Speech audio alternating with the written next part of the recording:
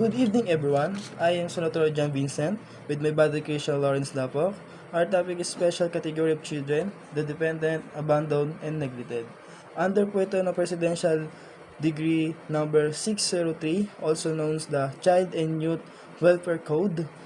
Established siya noong December 10, 1974. Nasign po ito ni President Ferdinand E. Marcos. So, let's begin our first slide. Magandang gabi po sa ating lahat. Ako po si Christian Lawrence Aldapo. Proceed po sa ating second slide. Abandoned child. When we say abandoned child, a child who has no proper care or guardianship, or whose parent or guardian have deserted him for a period of at least 6 continuous months. Ano nga po ba pag sinabing abandoned child?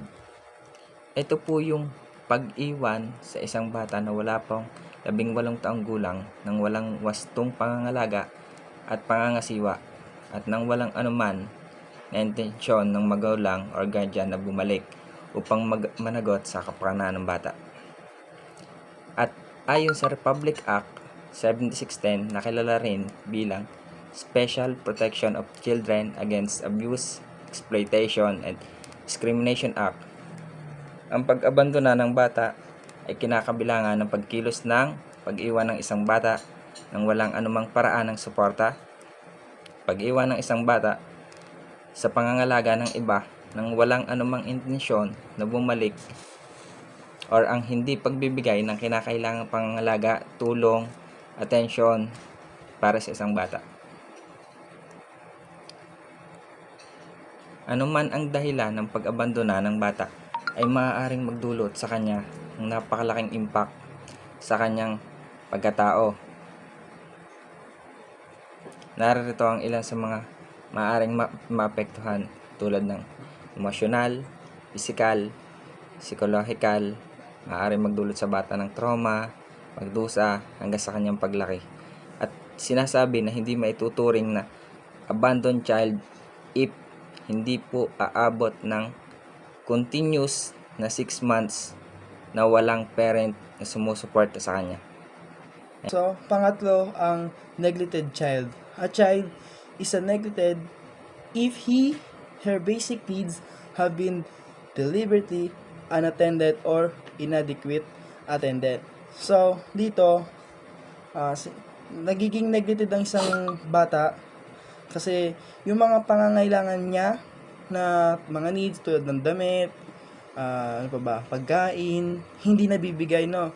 Tapos, meron po tayong dalawang kategory niyan. Una ay ang physical neglected. So, dito makikita natin yung mga batang malnourished, mga kulang yung damit, butas-butas, minsan nga pambaba lang yung damit, walang pangtaas. So, dito po papasok. Pangalawa po ay yung emotional neglected. So, dito naman yung mga batang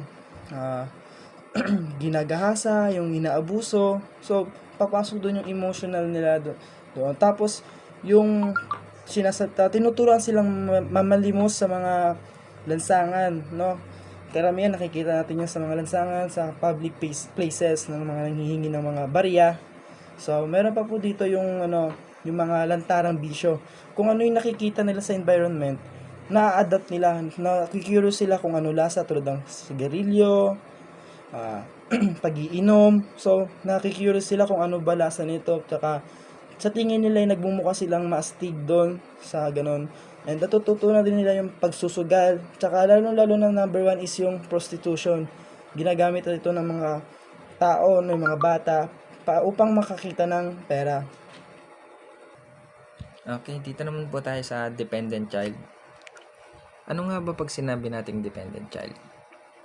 Ito po yung meaning niya. A child without parent, guardian, or custodian, or whose parent or guardian for good desire to be relieved of his, her, care and custody.